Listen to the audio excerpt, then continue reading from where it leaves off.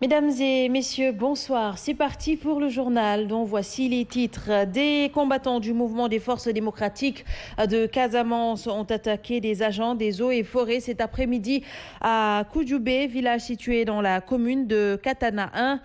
Le bilan fait état d'un mort. Également, les travaux de reconstruction du marché Sandaga vont bientôt démarrer. L'information a été donnée par le maire de Dakar Plateau. Alioune Ndoye annonce que le marché a coûté plus de 7 milliards de francs CFA à la mairie et l'entreprise sénégalaise Ecotra a été choisie pour dérouler les travaux. Boy Djiné et certains de ses co-détenus ont décidé d'entamer une grève de la faim depuis jeudi pour réclamer la tenue de leur procès.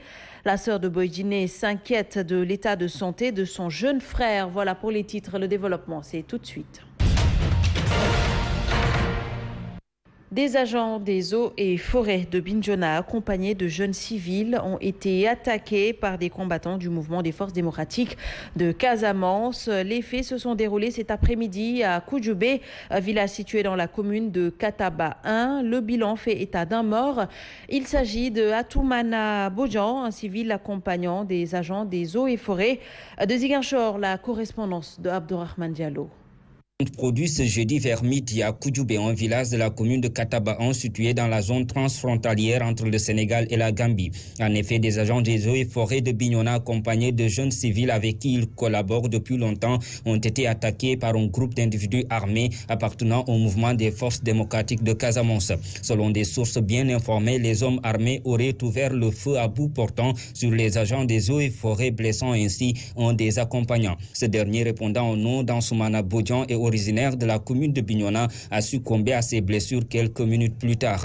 Son corps sans vie a été extrait des lieux par l'armée nationale. Ces agents des eaux et forêts de Bignona étaient dans la zone pour récupérer des troncs d'arbres saisis dans cette partie sud du pays où la forêt est agressée de jour comme de nuit et le bois transporté pour la plupart en Gambie, un pays presque sans forêt mais qui paradoxalement figure sur la liste des plus grands pays exportateurs de bois vers la Chine. Parlons encore dans cette édition de la lutte contre le terrorisme. Le directeur de Tombouctou Institute invite le gouvernement du Sénégal à privilégier la prévention. Il estime que le Sénégal dispose d'assez de temps pour développer une approche préventive.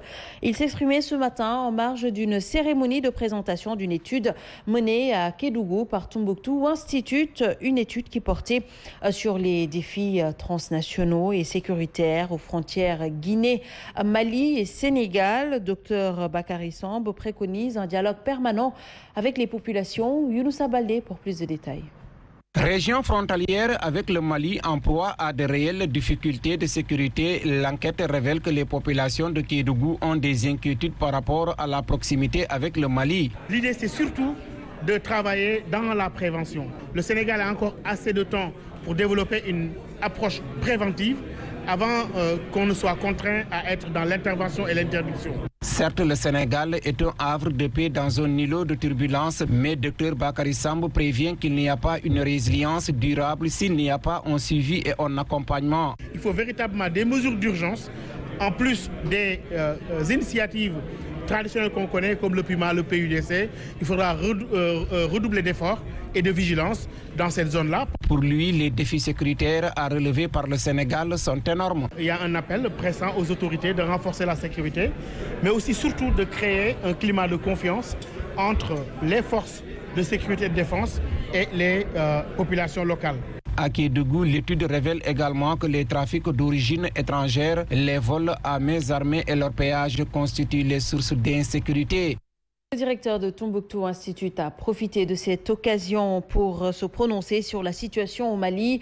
Dr Bakary Samb soutient que l'Union africaine a joué pleinement son rôle dans cette crise. Il invite également le Sénégal à faire valoir sa diplomatie, suivant ses explications. Il faut que les acteurs régionaux se mobilisent en tant qu'institution, mais aussi en faisant jouer les relations personnelles et le leadership. Et c'est en cela que le Sénégal est interpellé au niveau de son leadership politique, qui doit s'adosser aux efforts de la CEDEAO, mais que notre pays est quand même très concerné par cette crise malienne. Comme je le dis souvent, la crise malienne, son insécurité n'est pas seulement un problème malien, mais un problème pour tous ses voisins. Dans cette crise-là, la CEDEAO doit jouer un rôle moteur. Ce qui nous amène à parler de nos relations avec la Guinée-Conakry. Ce pays a décidé depuis le 27 septembre 2020 de fermer ses frontières avec 3 pays voisins, dont le Sénégal. Pour Conakry, il s'agit plus d'une question de sécurité. En effet, le président guinéen Alpha Condé reproche au Sénégal de n'avoir pas donné suite à sa position ou proposition d'organiser des patrouilles mixtes pour les 2 pays. Retour sur cette brouille entre les 2 États avec Mohamed Diop.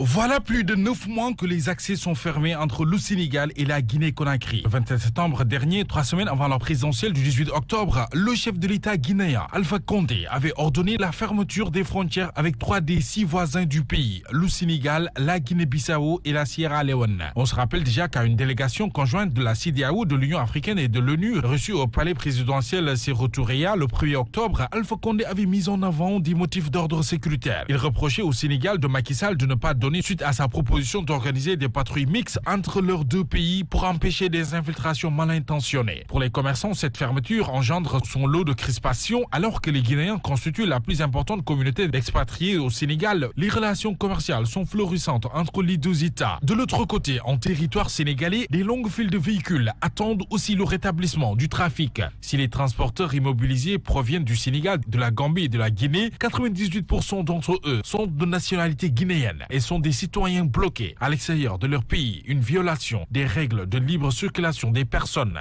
et des biens dans l'espace de la CEDEAO. Une décision aux conséquences fâcheuses pour les routiers. De part et d'autre de la frontière, des camions sont bloqués, ce qui fait réagir. D'ailleurs, le président de l'Union des routiers du Sénégal, Gora Khouma, joint au téléphone, révèle que les nombreuses démarches effectuées auprès des autorités guinéennes et sénégalaises n'ont rien produit, suivant ses explications. Nous sommes désolés en tant qu'acteurs routiers. La fermeture, c'est des questions de politique. Je crois que ça ne devait pas porter préjudice à ce secteur. Parce que les Guinéens en ont besoin pour ce transport, les Sénégalais en ont besoin pour ce transport. Et que la frontière est fermée. Nous avons remis terre et ciel pour que ces frontières soient ouvertes. Dans ce premier temps, nous avons transporté de la marchandise. Nous avons stationné pour la frontière pendant des mois, des mois. Finalement, nous avons débarqué cette marchandise sans qu'on puisse être récupéré nos dus. Donc, nous avons travaillé en perte. Cela, le gouvernement n'a pas réagi par rapport à ça. Des questions de politique ne doivent pas porter préjudice à ces 2 populations. En plus bref, un agent de la police a été mortellement percuté par un véhicule à Rufisque. Le drame s'est produit hier aux environs de 1h30 du matin.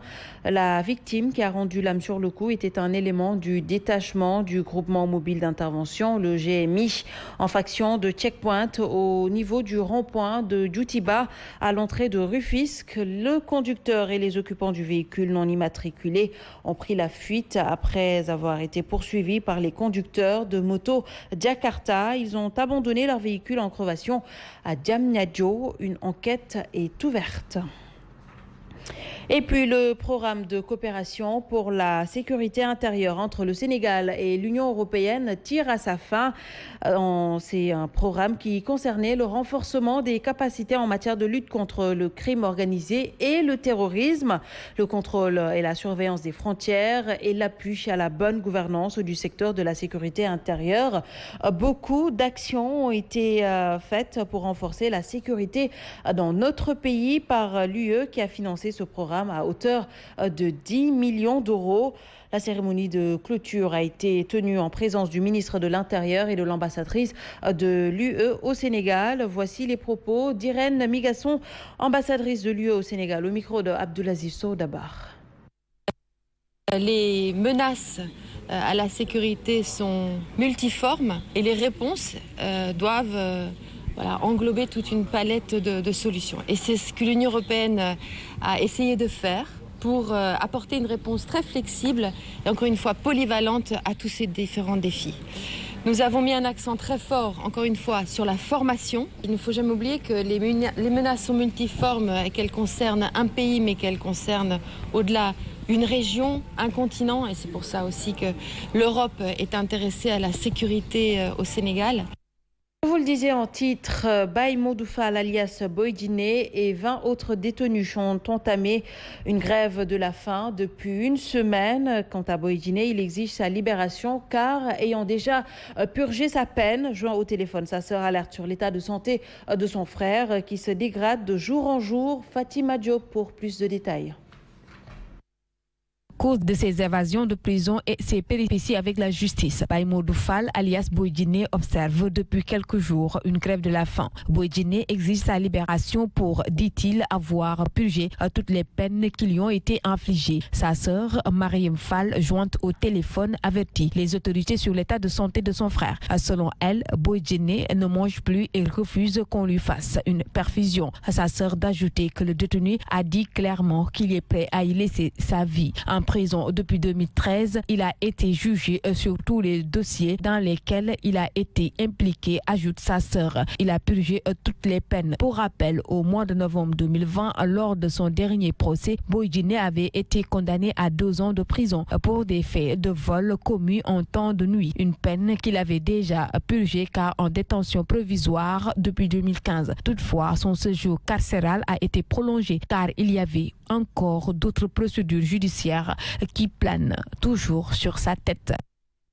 Et puis parlons d'autre chose. Fermé depuis 2013, Sandaga va bientôt être réhabilité.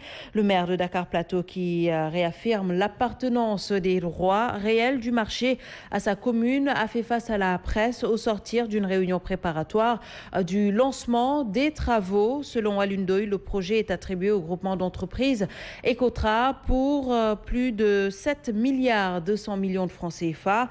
La construction devra respecter l'historique du patrimoine et va durer 2 ans, une période durant laquelle des mesures seront prises pour atténuer l'impact des travaux sur la vie quotidienne des populations. Et c'est un compte-rendu signé Ndeye Hadi Diouf. Le projet de construction du marché Sandaga va bientôt démarrer. D'ici peu, les travaux seront lancés. Plus de 7 milliards seront alloués à ce projet qui va respecter l'architecture historique du marché. Cet appel d'offres, il est à 7 milliards 208 millions 252 418 francs TTC. Il est attribué au groupement d'entreprises Ecotra A4 Group pour un délai contractuel de 24 mois. Pour ce qui est des droits réels que réclame la mairie de Dakar, le maire Alioune Ndoye se veut clair. Il est opposé au plateau les droits réels qui seraient au nom de la commune de Dakar. Je pense que je n'ai pas besoin de développer que la ville de Dakar actuelle n'est pas la commune de Dakar de 1930. Je rappelle que l'acte 3 de la décentralisation a dû recréer la ville de Dakar en 2014, ce qui n'a pas été le cas de la commune de Dakar Plateau.